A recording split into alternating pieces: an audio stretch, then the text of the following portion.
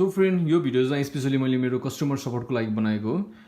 Maximum number of मेरो कस्टमरहरूले चाहिँ complain गर्नुहुन्छ कि इङ्क रिफिल गरिसकेपछि चाहिँ धेरै चाँडो इङ्क सकिन्छ भनेर चाहिँ कम्प्लेन गर्नुहुन्छ। सो यो भिडियोमा चाहिँ म तपाईँहरूलाई चाहिँ इङ्क कसरी हामीले सेभ गर्न सकिन्छ अथवा टोनर कसरी सेभ गर्न सकिन्छ, so you can save your toner and money as well. सो यो भिडियोमाबाट तपाईँलाई चाहिँ अब आइडिया हुनेछ कि कसरी चाहिँ तपाईँले चाहिँ टोनरलाई सेभ गर्न सक्नुहुन्छ। So maximum number of cases in मार्केटमा चाहिँ हामीले चाहिँ नागरिकताको फोटोकपी गर्नुपर्ने हुन्छ र यो फोटोकपी गर्दा चाहिँ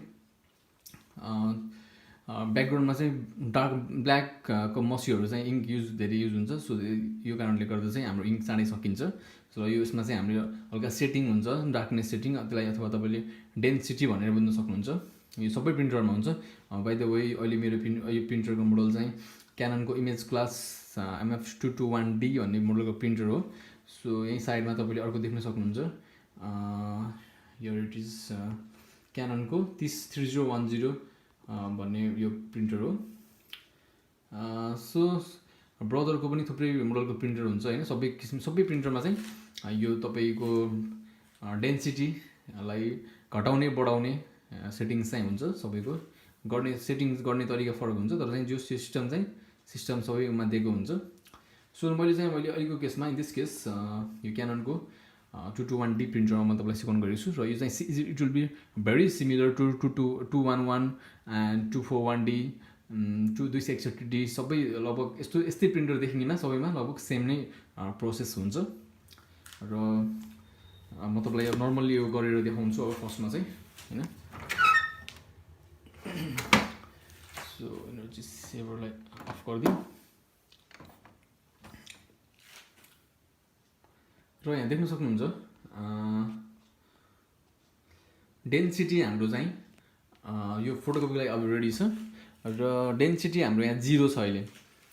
सो अहिले 0मा म तपाईँलाई नर्मल्ली कस्तो आउँछ प्रिन्ट भनेर चाहिँ अब देखाउन गइरहेको छु। So let's see.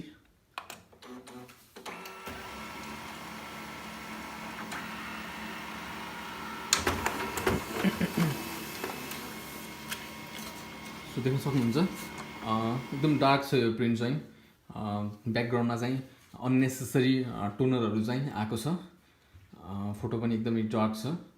सो यस्तो प्रिन्ट हामीले धेरै गरिराख्नु पर्ने हुन्छ। यो प्रिन्ट धेरै गर्दाखेरि चाहिँ अब तपाईँले एकचोटि रिफिल गरिसकेपछि पनि एटलिस्ट 1000 कपी पनि प्रिन्ट नगर्न सक्छ। र यदि तपाईँले चाहिँ यो सेटिङ राम्रोसँग सेटिङ गर्नुभयो भने चाहिँ प्रिन्ट पनि राम्रो देखिन्छ, हेर्दा पनि आउटपुट राम्रो देखिन्छ र more than you can save lots of money. यसको पैसा पनि तपाईँले सेभ गर्न सक्नुहुन्छ र it will print more than 1000 copies होइन।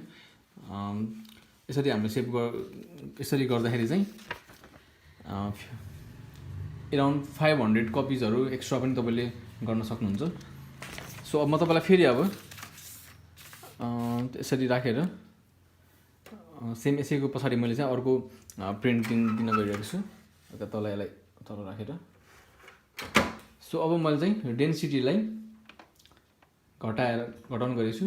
प्रेस त सुरुमा यस्तो थियो होइन, यहाँ हुन्छ एन्ड प्रेस डाउन कि ओके कि र यो म्यानुअल डेन्सिटीमा छ, यो अटो डेन्सिटी पनि छ यसमा माथिपट्टि।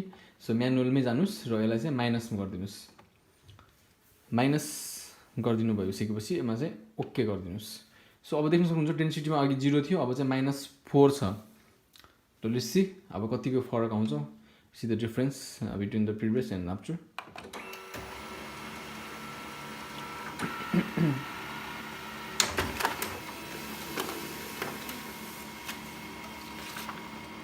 सो यहाँ देख्न सक्नुहुन्छ द डिफरेन्स।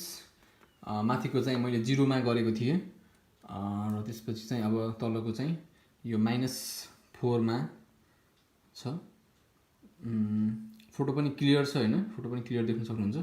यसमा चाहिँ एकदमै कालो आएको छ, फोटो एकदम डार्क छ र यसमा तलपट्टि चाहिँ फोटो पनि क्लियर छ र अन्नेसेसरी ब्याकग्राउन्डमा चाहिँ कुनै पनि त्यो अन्नेसेसरी वेस्टहरू आएको छैन। र यति हाम्रो भएपछि मेन हाम्रो टेक्स्टहरू चाहिँ क्लियर छ। यति भएपछि हाम्रो काम पनि चल्छ होइन, काम रोकिँदैन। र चाहिँ हामीले म्याक्सिमम नम्बर टोनर पनि हामीले सेभ गर्न सक्छौँ। यसरी टोनर सेभ गरेर चाहिँ हामीले आधा टोनर हामीले यसरी बताउन सक्छौँ होइन।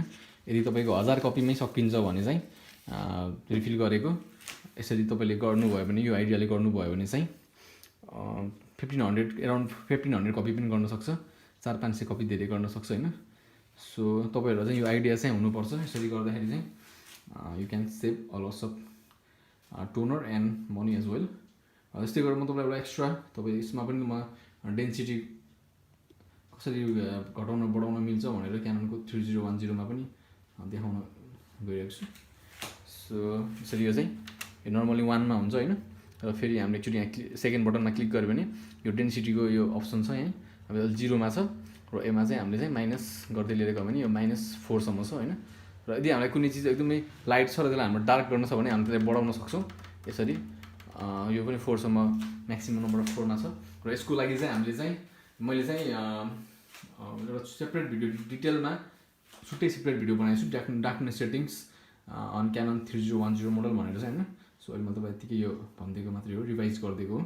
सो यसमा पनि हामीलाई कुनै प्रिन्ट एकदमै लाइट छ भने चाहिँ इभन यो डेन्सिटीलाई हामीले चाहिँ यसलाई डार्क गर्न छ भने हामीले अझै डार्क गरेर पनि हामीले प्रिन्ट गऱ्यौँ भने लाइट प्रिन्टलाई त्यसले डार्क गरिदिन्छ। तर यसले चाहिँ तपाईँको इङ्कलाई चाहिँ चाँडै सकिन्छ टोनर चाहिँ।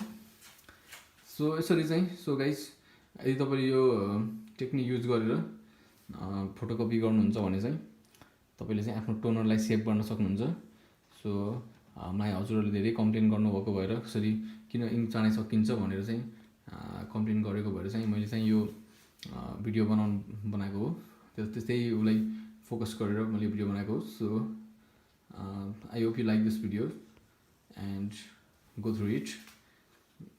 So thank you for watching this video till end, and soon very soon see you in my next video, and till then take care and goodbye.